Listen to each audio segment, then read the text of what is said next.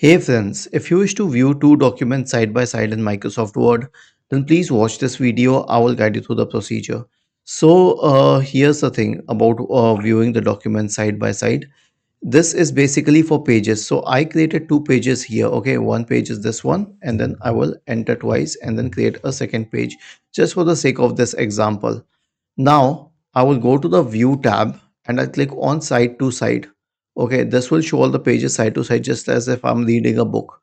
Okay, but the thing is that unlike in the case of a book, I can actually edit it here. So if you prefer this view, then you can use it. Actually, a lot of users would like to use this view while writing a book or something because it makes it easier. But if you want the vertical option, which is the default one, then you can use it this way.